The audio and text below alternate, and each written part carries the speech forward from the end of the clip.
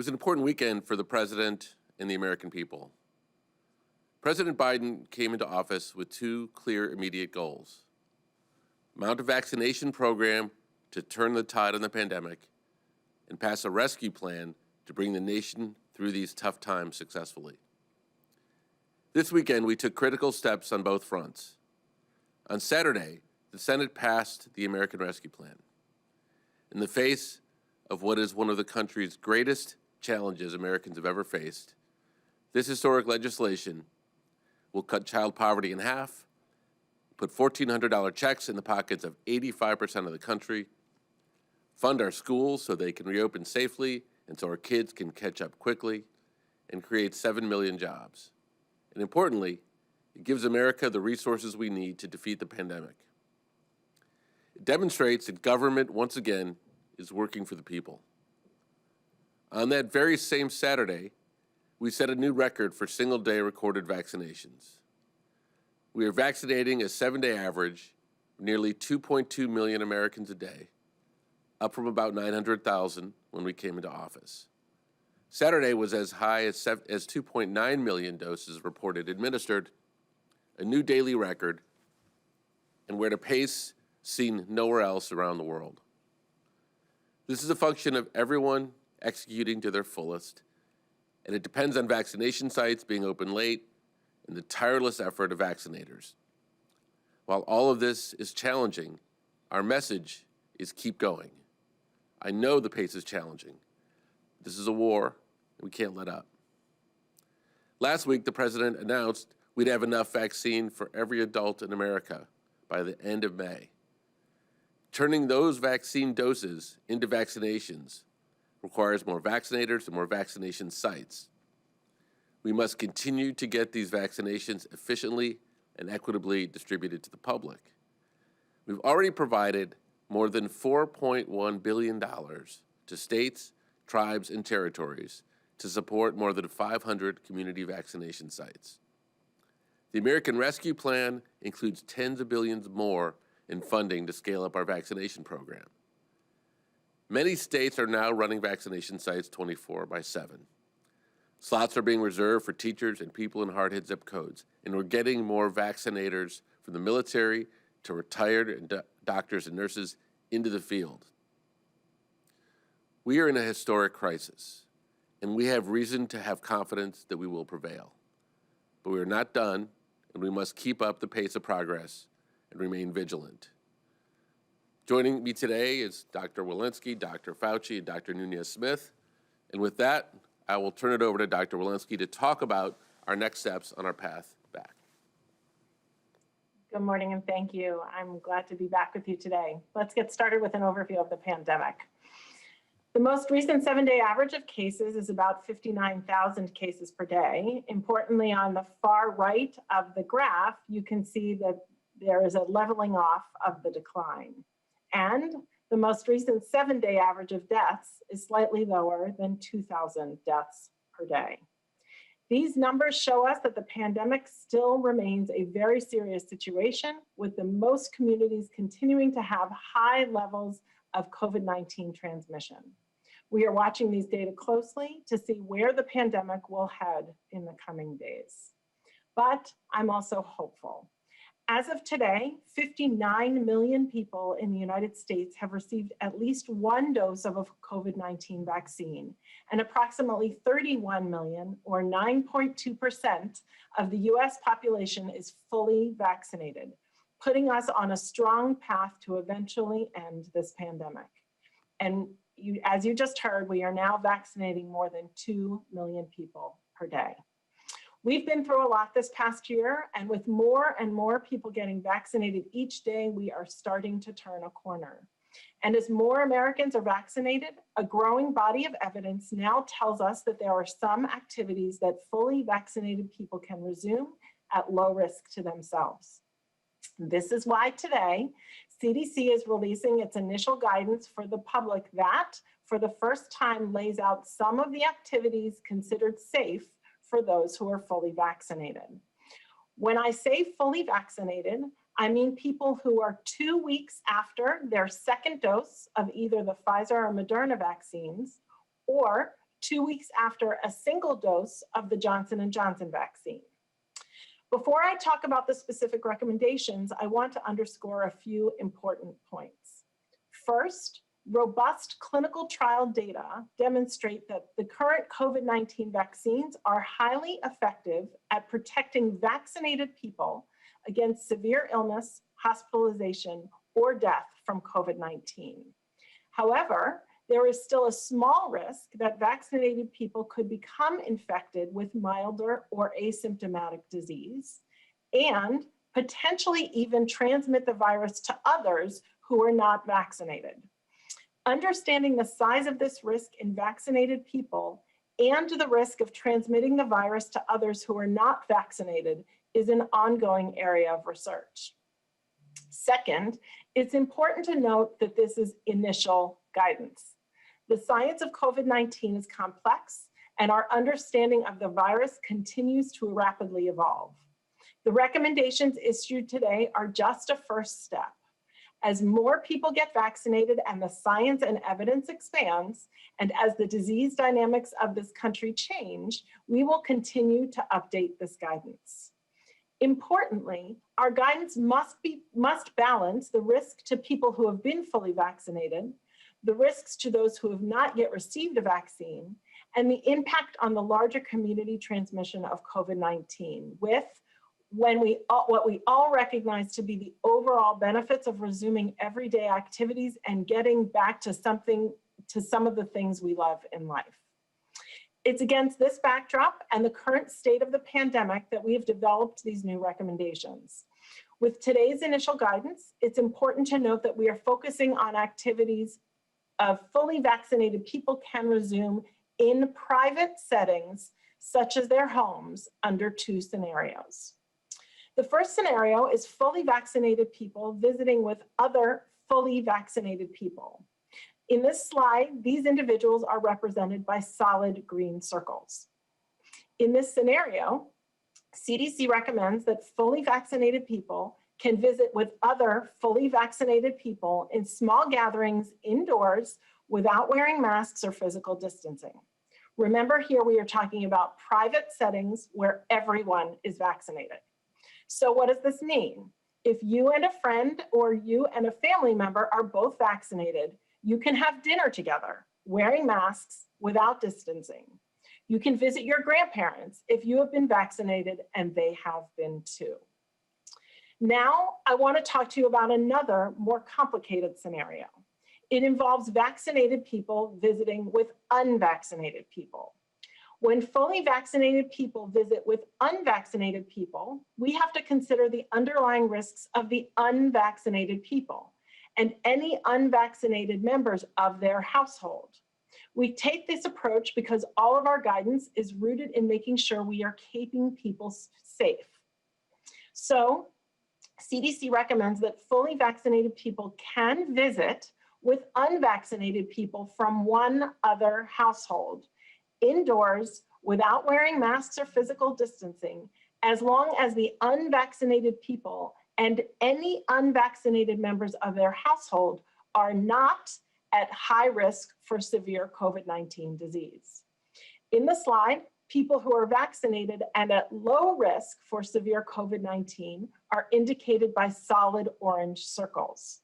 This means that none of the unvaccinated people or any unvaccinated members of their households, for example, are an adult over age 65 or have an underlying condition such as cancer, heart disease, or diabetes that could increase their risk of COVID-19 related hospitalization or death.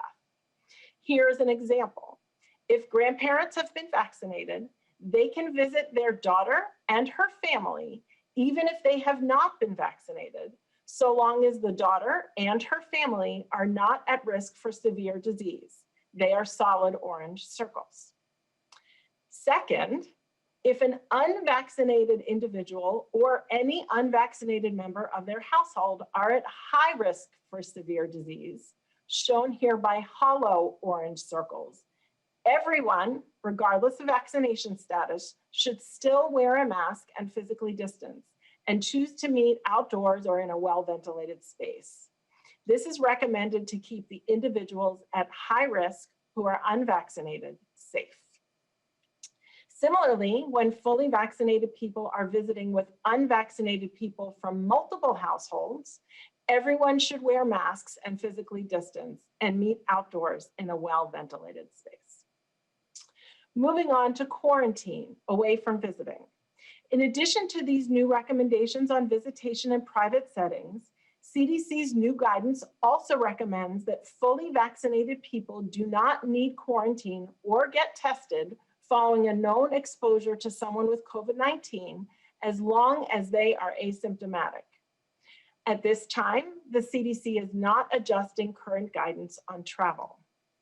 We believe these new recommendations are an important first step in our efforts to resume everyday activities in our communities.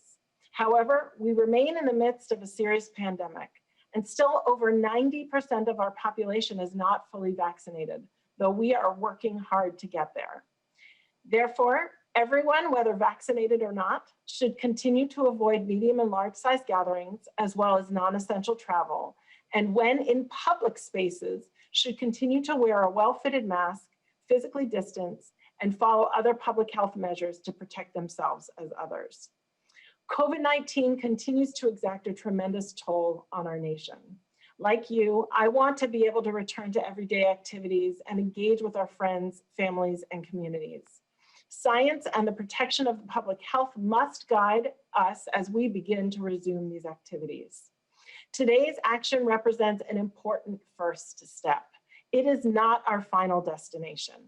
As more people get vaccinated, levels of COVID-19 infection decline in communities, and as our understanding of COVID immunity improves, we look forward to updating these recommendations to the public.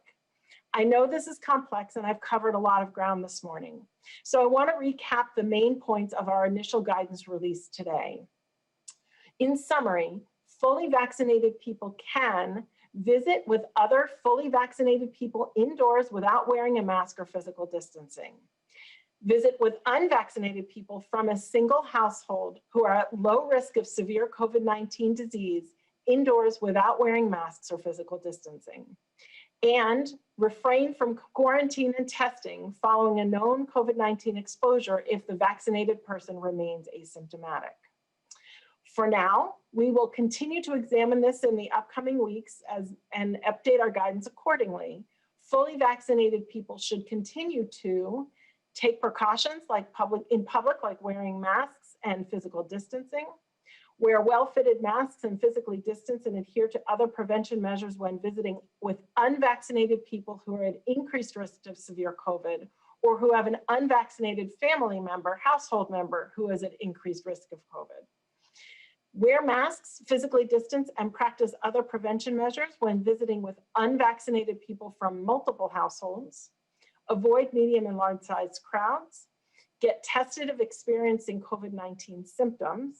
Follow guidance issued by individual employers, and follow CDC and Health Department travel recommendations. As I close, I want to stress that we continue to have high levels of virus around the country, and more readily transmissible variants have now been confirmed in nearly every state. While we work to quickly vaccinate people more and more each day, we have to see this through. Let's stick together. Please keep wearing a well-fitting mask and taking the other public health actions we know work to help stop the spread of this virus. Thank you so much for your time today, and I will now turn things over to Dr. Fauci. Thank you very much, Dr. Walensky. I'd like to just spend a couple of minutes now on a different topic, and that has to do with investigational therapeutics for COVID-19. If I could have the first slide. On a previous briefing, I had mentioned to the group that there were a number of investigational therapeutics, including monoclonal antibodies, convalescent plasma, immunomodulators, et cetera. What I want to do today for a couple of minutes is talk about the issue of direct-acting antivirals. If I could have the next slide. The strategy for direct-acting antivirals in the future will be a process that we have done with other infections, which I'll get to in a moment.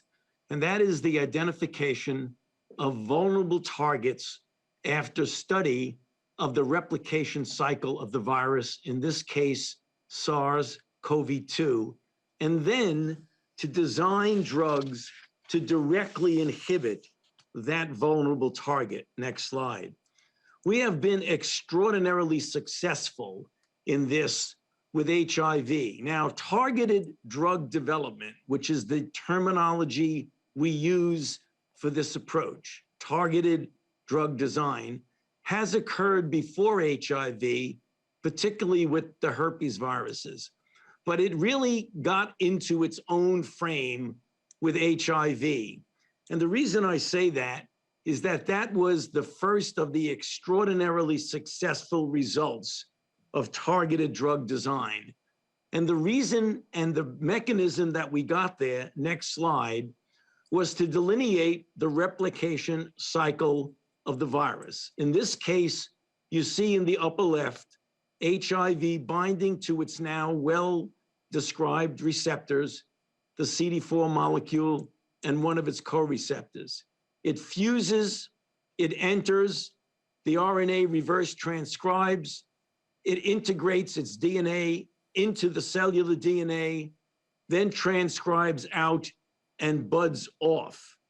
Over the years of intensive study, next slide, each of those vulnerable targets has led to a different class of a highly effective antiretroviral drug, including the reverse transcriptase inhibitors, the protease inhibitors, the integrase inhibitors, and the fusion and entry inhibitors. Next slide. This has led to now an extraordinary number of drugs, which when used in combinations have transformed, the life of HIV-infected individuals, giving them almost a normal lifespan, although the drug needs to be given essentially for the rest of their lives. Next slide. That same principle is now being applied to SARS-CoV-2, because here's a comparable life cycle. Obviously, there are differences here. Again, in the upper left, you see SARS-CoV-2 by virtue of its spike protein binding to its ACE2 receptor, binding to the membrane, fusing, entering, and then a whole bunch of steps that I need not go through that involve a variety of enzymes which ultimately lead to the virion release on the lower right-hand part of the slide. Next slide. With the same strategy that was used with HIV, we will be screening and then proactively designing entry inhibitors, protease inhibitors, polymerase inhibitors, and others. Next slide. And then if you look at what's been going on right now and take each of these very briefly, there are early stage non-monoclonal antibody candidates in preclinical development, such as peptides and small proteins blocking entry. With regard to polymerase inhibitors, the FDA has already approved remdesivir from Gilead. And just this past week, we've heard of molnupiravir from Ridgeback Biotherapeutics and Merck, in which they published the preliminary analysis of their phase 2 trial that showed a quicker decrease of infectious virus in participants with symptomatic disease. Just 2 days ago, Atia Pharmaceuticals reported favorable safety and pharmacokinetic data from phase 1 trial, and Pfizer now is in a phase 1 trial with the protease inhibitors. I show this to the group because this is really the beginning of the phase of looking in a strategic way for direct-acting antivirals, which are going to be used to prevent people from progressing in their disease, namely keeping them out of the need for hospitalization. And on this final slide, for those of you who want to get more detail, just this past November, the NIH had an NIH SARS-CoV-2 antiviral therapeutic summit looking at the state of therapeutics, gaps in the field, and a number of our public-private partnerships. You can get this on the NIH website, and I encourage you, for those who have any interest in it, to take a look at that, because that is the direction that we will be going over the next weeks to months to years. I'll stop there and hand it over to Dr. Marcela Nunez-Smith. Thank you so much, Dr. Fauci, and good morning to everyone. I'm going to talk, of course, today about equity, and you've heard us describe that equity is at the foundation, the center of this administration's COVID-19 response. Over the last month, in my time with you, I've detailed why that needs to be the case. So we've taken a look at the differences in COVID-19 outcomes, for instance, by race and ethnicity. And since the beginning of this pandemic, we have all seen that factors, like race, ethnicity, rural versus urban geography, poverty, disability, living situation, and type of employment, they all are exerting tremendous influence on the outcomes we see in COVID-19. So I want to begin this morning by giving an update on the ongoing inequities related to COVID-19. So first, let's take a look at the rates of COVID-19 cases, deaths, and vaccination by race and ethnicity. As you can see here, Latino individuals continue to bear more than their share of COVID-19 cases, while Black people continue to bear more than their share of deaths. Notably, you see the share of vaccinations is significantly lower for Latino and non-Hispanic Black individuals relative to their share of the general population. And the same is true for Asian individuals. But this all still only tells part of the story, as we remain limited by the completeness of our data. We only have race ethnicity data for 53% of those who have received their first dose of a COVID-19 vaccine.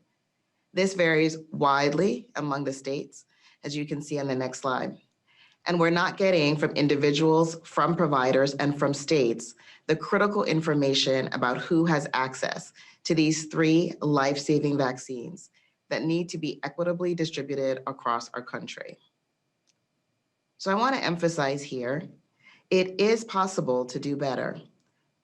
The final slide shows us the information that providers and states are reporting to us and the age of people who they're vaccinating. So contrast that with the data on the race and ethnicity of those same individuals. Again, we have critical ground that we must make up, but we cannot get discouraged or feel like it's insurmountable. All of the evidence points to one simple truth: we can do this.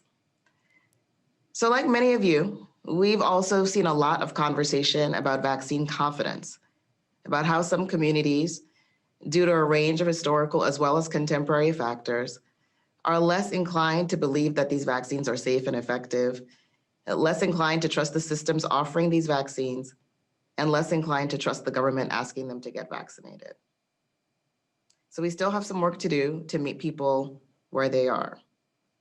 The administration is implementing a comprehensive national public education campaign, and we've been hosting roundtables with key constituencies to make sure that we get that effort right. We're building relationships with trusted messengers all over the country to make sure they have the best information possible to share with their communities. But we cannot, and we will not, accept that these differences in vaccine confidence are the end all and be all of the difference in vaccine uptake that we're already seeing. In the context of inequitable systems, we must take significant steps at every level of intervention to bend the vaccination process towards justice. Now, our success depends on our ability to build a robust and coordinated effort at the local, state, and federal level to overcome all of the dynamics that are in place. And this moment absolutely calls for that kind of effort. So in light of everything that we've seen in the 84 days since our nation began administering COVID-19 vaccines, we're turning up the expectations for this vaccine program on all fronts. And we have a series of federal programs that are a key part of our approach to ensuring that all communities have vaccination access. First, we have our large community vaccination sites all over the country.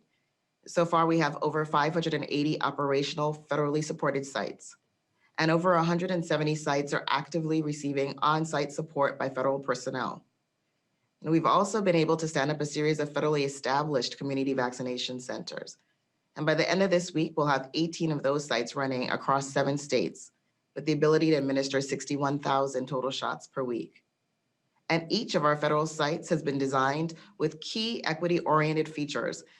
So targeted geographic eligibility, weekend extended hours, reserve slots for registration through faith-based and community-based organizations, as well as deployment alongside mobile vaccination units to help vaccinate surrounding communities. So we're going to keep pushing to launch more and more of these sites and dive into the data on each site to make sure they're achieving their goal of improving vaccine equity in those communities. Second, we have our federal retail pharmacy program. And this program features chain and independent pharmacies across the country. And as of last week, we're administering 2.5 million doses of the Pfizer Moderna vaccines, plus the additional supply that they received with the Johnson & Johnson vaccine. We designed this retail pharmacy program to ensure that 1/3 of the pharmacy sites were placed in communities with higher scores on the CDC Social Vulnerability Index. Those are populations at higher risk due to factors like socioeconomic status, the composition of the household, people of color, as well as housing types and transportation dynamics. So we're going to press toward this mark to ensure that pharmacies are selecting the communities with the greatest need. And we're going to prioritize those pharmacies that do a better job addressing equity. And finally, we rolled out our Federal Community Health Centers Partnership Program. And over the past 3 weeks, we have been onboarding the first 250 centers. They collectively serve 12.5 million people and span all 50 states. As a whole, these community health centers provide services for large numbers of public housing residents, people of color, and individuals with limited English proficiency. So as we look to the next phase of this program, we will prioritize filling gaps in our coverage to the hardest hit, highest risk communities, whether they be urban or rural. And as we double down on the reach and impact of our federal programs, we'll continue increasing our vaccine supply to the states. And as we move forward, we're calling on every state to show their work too. We're asking our partners in the states to offer clear, transparent equity goals for their residents. And we're also calling on the states to help us get the data we need to know where we are and to work with us to find creative solutions to the inequitable vaccine uptake that has already emerged in these first months of the vaccination program. So I just want to be clear that achieving equity is not an aspirational goal. This is mission critical. Absent equity, we will not be able to stop this pandemic from continuing to claim lives, strain our healthcare system, and weaken our economy. But by working together, we believe we can hit the mark. So I thank you for your time, and with that, I'll turn it back over to Andy. Thank you. So we covered a lot of ground in our report out. Just before I turn for questions, I just want to maybe briefly summarize a few things that we heard today. Today, I think we've begun to describe what a world looks like where we move beyond COVID-19.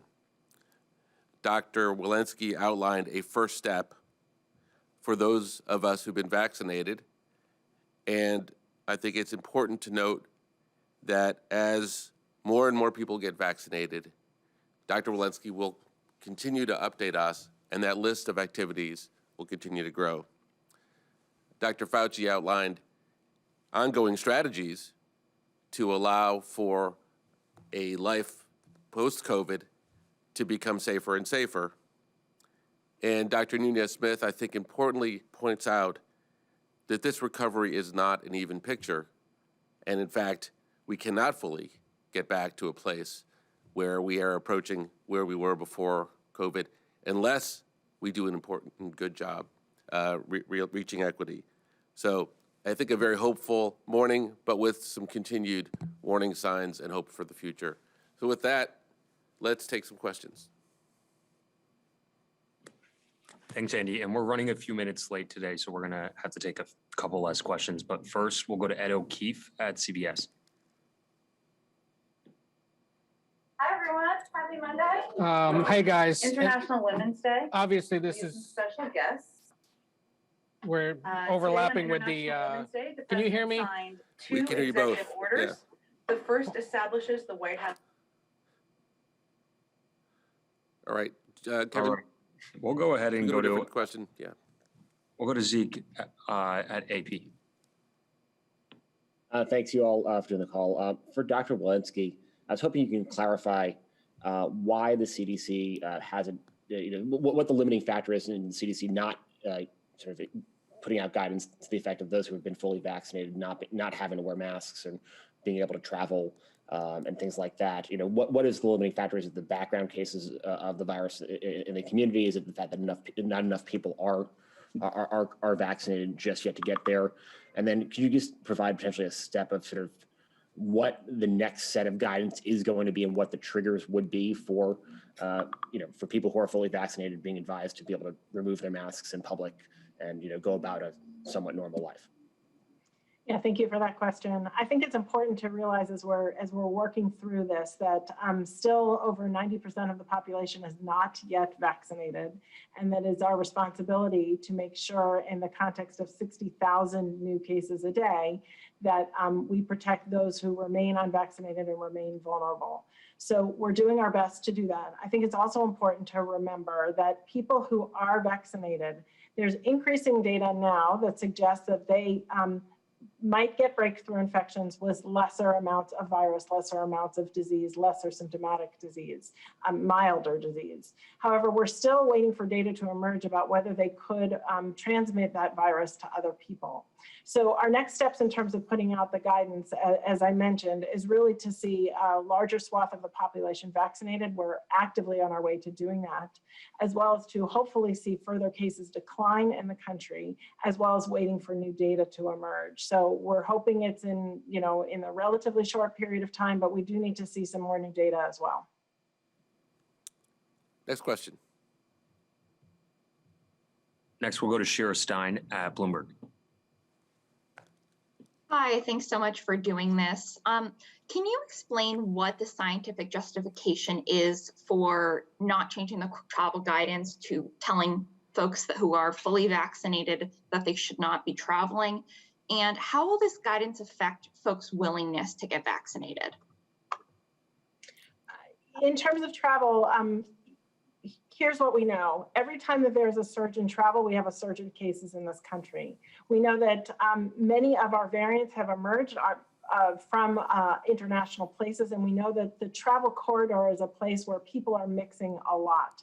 We are really trying to restrain travel at this current period of time, and we're hopeful that our next set of guidance will have more science around what vaccinated people can do, perhaps travel being among them. To the second part of your question, obviously it would be pure speculation on our part, but we think that this is part of a growing list of reasons why Americans do want to get vaccinated. We are already seeing increasing numbers of people wanting to get vaccinated, given the highly effective vaccines and given the very good safety profiles. And this list, which, as Dr. Walensky pointed out, will continue to grow, we think are a growing set of reasons why people want to get vaccinated. Having said that, I think it's important to note that the CDC makes its decisions based upon what the science and the data tells them are the right decisions, not for any other reasons. Next question. All right, I'm going to try Ed one more time. I think he figured it out. I did, thank you. And let me follow up on the travel question there, because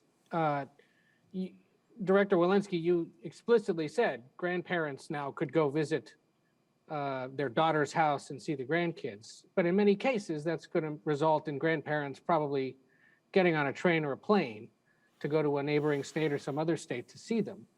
If a governor calls you today and says, okay, you just said people can gather in homes and this is going to cause people to start traveling despite the urge not to, what guidance would you give that governor regarding vaccinated people coming back to their state? Do they still have to quarantine for a certain amount of time? Or at this point, can they sort of disregard those travel restrictions if they've been vaccinated and have been fully vaccinated, waiting those 2 weeks after their final shot?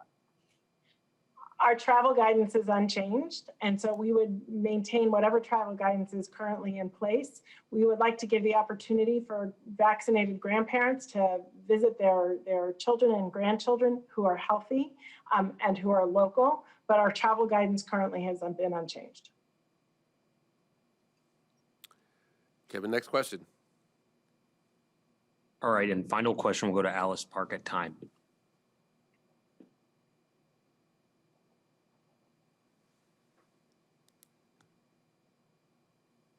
Hello, can you hear me? We can. Great. This is a question for Dr. Fauci, and this has to do with the studies you mentioned last week on the third dose. Can you outline for us what the metrics are that you're going to be looking at in those studies, and what thresholds you will set for success, or to determine whether a third dose might be necessary or not? Alice, there were two third dose scenario. One was one that Pfizer is pursuing, where they're talking about giving a third dose against the wild type virus to boost up the level of neutralizing antibodies. The parameter there will be taking a look at what the level of boost of antibody, because we do know from in vitro studies that when you get a high level of antibody against the wild type, it gives you a cushion of effect against the variant. And the third boost is one that we are doing in collaboration with Moderna, where the boost will actually be a boost of a vaccine that is directed specifically against the variant. So there are two issues there. What we're looking for in the second one is the level of antibody that we will have boosted against specifically the variant, as opposed to the level of antibody against wild type, which you will assume will give you some cross protection against the variant.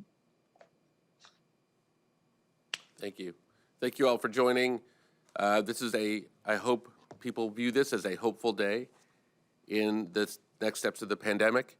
And we are here in no small measure because of the safety and protection that many, many Americans have taken with regard to their family, friends, and neighbors. We ask people to continue to do that so we can get there as quickly and as permanently as possible. Thank you very much, and we'll be here again on Wednesday.